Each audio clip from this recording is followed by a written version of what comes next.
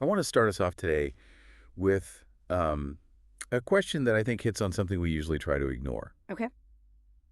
When you're sitting there, staring at a blank screen, trying to write a research paper, or maybe you're backstage about to give a big presentation, what's the actual feeling in your body?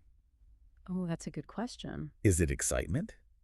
Or is it that heavy pit of the stomach mix of stress and honestly just a desperate desire to get it over with? If we're being honest, for almost everyone, student, professional, doesn't matter, it is almost always anxiety mixed with drudgery. Right? It feels like a hoop you have to jump through to get the grade or get the funding or whatever it is so you can go back to doing what you actually enjoy. Exactly. It's transactional, it's administrative.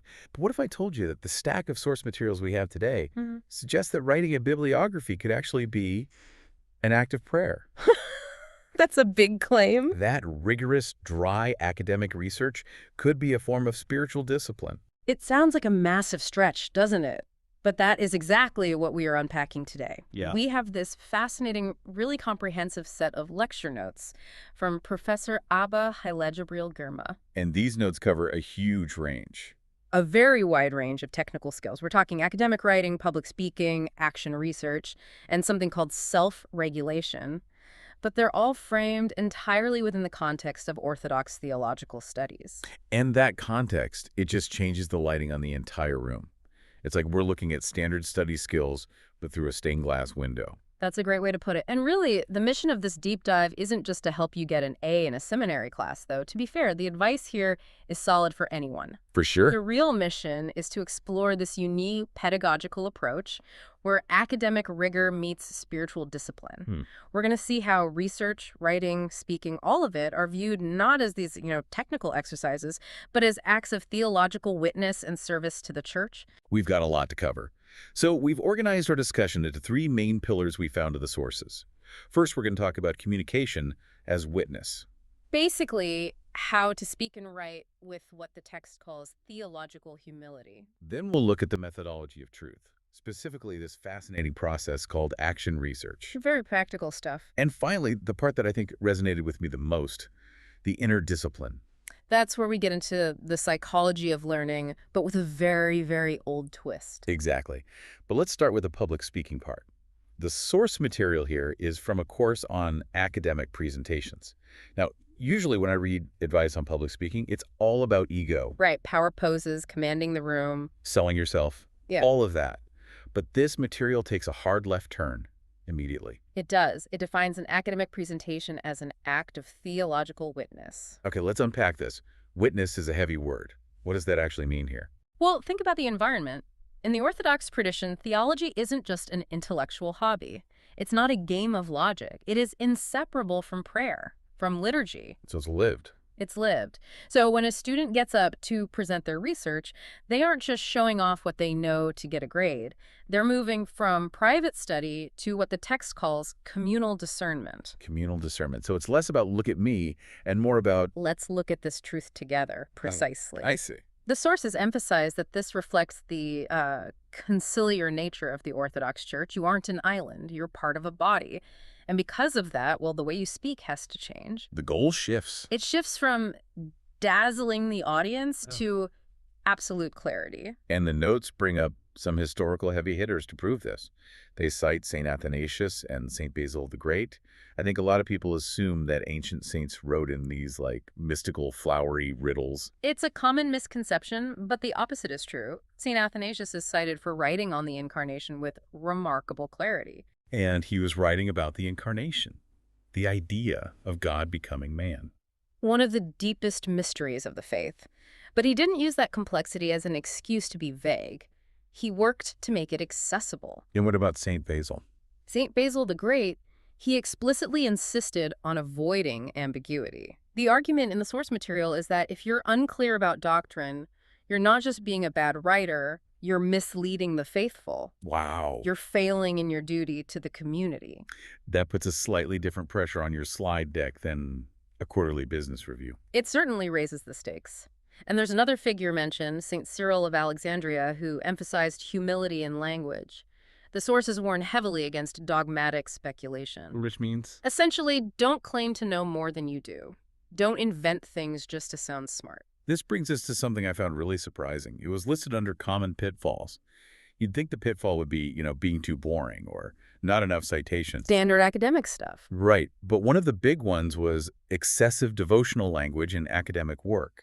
I thought you might flag that one. It feels like a contradiction, doesn't it? We just said this is a spiritual act. We're talking about St. Basil. So why shouldn't the paper be full of devotional language? It's about the distinction between spirituality and scholarship. The expert advice here is that students shouldn't confuse the two. You need a scholarly tone with spiritual depth. If your paper is just a stream of, emotional praise or subjective feelings, you aren't actually doing the work of theology. Which is to articulate and examine the truth. Exactly. Theology requires rigorous thinking, evidence, structure. If you bypass that for emotional language, you're actually doing a disservice to the topic. You're not defending the truth. You're just celebrating it. And there's a time and place for that. Right. There's liturgy, but the classroom is for examination. That makes a lot of sense. Yeah. It's about the discipline of the mind. Okay, speaking of discipline, let's talk about the fear factor. Public speaking anxiety. It's universal. The notes mention the standard stuff, breathing exercises, preparation, but then it adds this specific orthodox twist.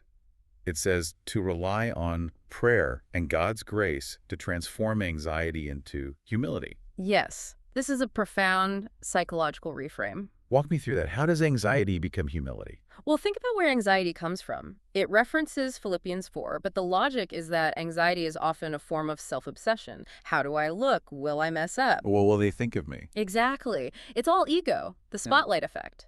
By praying, by relying on grace, you are consciously shifting the focus off yourself and onto the message, onto the service you're providing. I see. You're essentially saying, I might not be perfect, but this truth I'm talking about is important. You become just the vessel. And that's where the humility comes in. That's where it comes in. And honestly, realizing you aren't the star of the show is the best cure for stage fright.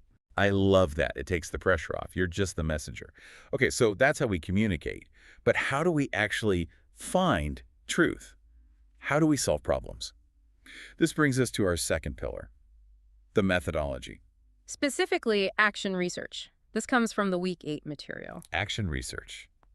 It sounds a bit like a corporate buzzword, agile or something, but for theology. It has some similarities. The definition in the notes is that action research is reflective, participatory, practical, and cyclical. So the core idea seems to be that you aren't just studying a problem from the outside. You're trying to solve a specific problem in a specific context. Right. While you're in it. Right. It's not ivory tower research. It's boots on the ground. The notes give this really great detailed case study to explain it. I think we should walk through this because it made the whole cycle click for me. Let's do it. It's a perfect example. Okay, so the setting is a patristic theology class. The instructor notices a problem. The students are there, they're listening, but they're passive. Zoning out. And more importantly, they can't seem to relate the church fathers, these ancient figures, to modern life. Right. So that's step one, identify the problem. The instructor isn't just complaining, they are defining the issue. So they come up with a plan. Step 2. Instead of just lecturing, they decide to introduce small group discussions and reflective journals focusing on St. Athanasius and St. Basil. That's the plan. Then comes the action. They actually implement this for about, for 8 to 10 weeks. Then comes the observation, the data. And here's where the honesty of the method really shines. Engagement went up, so success. Right.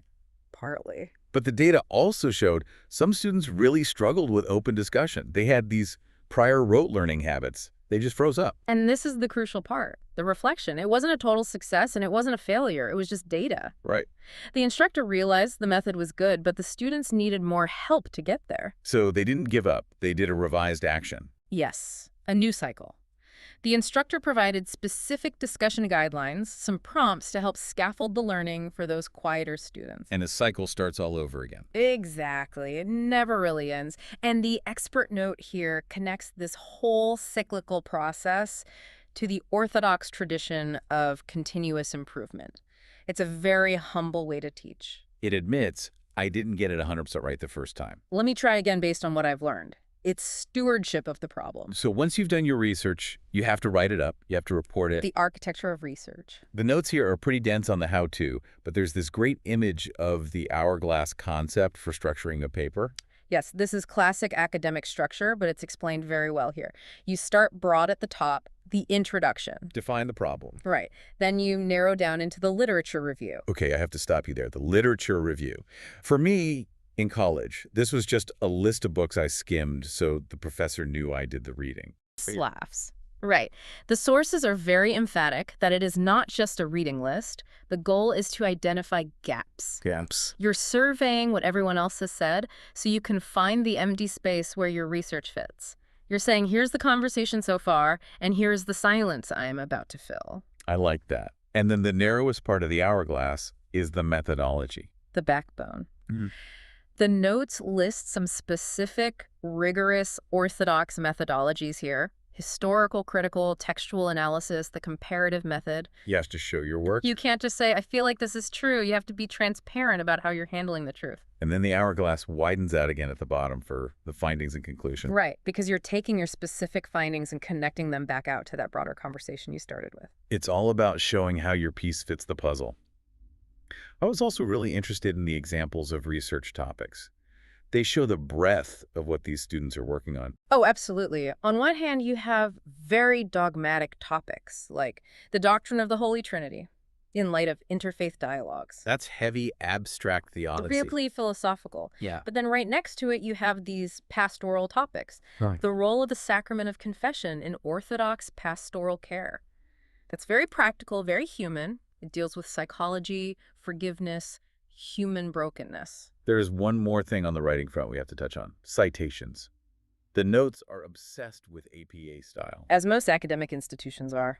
But it frames plagiarism in a way I have never seen before. It doesn't just say, don't steal. It calls plagiarism a violation of Christian ethics. That is a powerful reframing, because if we think about it, academic integrity is, at its core, about truthfulness. If you claim someone else's work as your own, you're lying. In a theological context where you're serving the God of truth, that lie is a spiritual violation. It's bearing false witness. It's not just breaking a rule, it's breaking trust with the community. Exactly. It elevates the humble footnote into an act of integrity. All right, we've covered speaking as witness, the research cycle, the architecture of writing.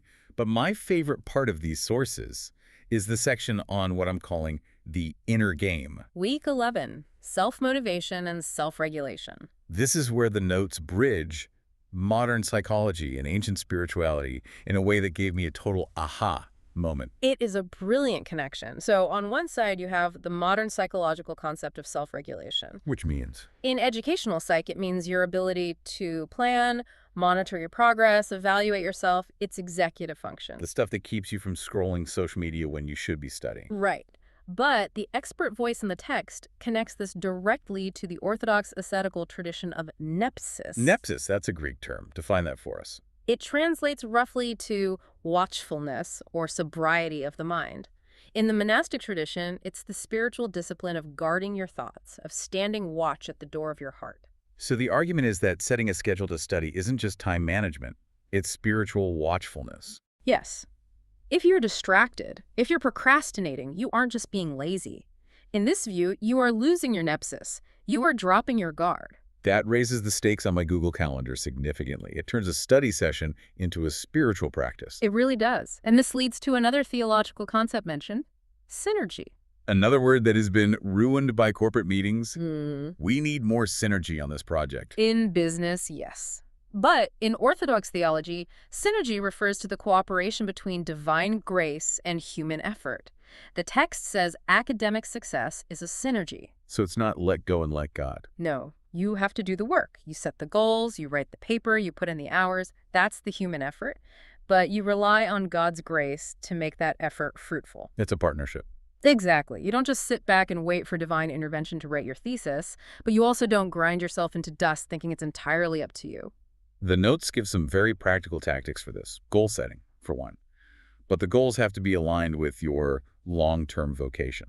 Right. And time management is framed as stewardship of time. Even your study environment, having a designated clean space is part of it. Which makes sense. If your desk is a mess, your mind is a mess. That's not nepsis. It's all connected. But I think the most powerful part of this was about motivation. Specifically, intrinsic motivation. The text is pretty clear that I need to pass this class is a weak fuel source. It burns out fast. External rewards always do. For the theological student, the motivation has to move from I need to pass to I need to serve. I need to serve. When you view your study as a service to the church, that this paper might one day help me explain the Trinity to someone or help me comfort someone in confession, then the late nights in the library take on a completely different meaning. It turns the library into a chapel, in a way. It's preparation for service. That is the ultimate goal. The text talks about theological integration. It says that good research sees theology not as abstract reasoning, but as a living expression of the church's life. I think that's what makes this deep dive so special. We started by asking if a research paper could be a prayer. And looking at these sources, from the humility of citations to the cyclical nature of action research to the watchfulness of time management, the answer seems to be a resounding yes. It absolutely is. It changes the why behind the what. So here is my final thought for you listening today. Most of us are not in seminary. We're not writing papers on St. Basil. We're accountants or coders or teachers. We have our own daily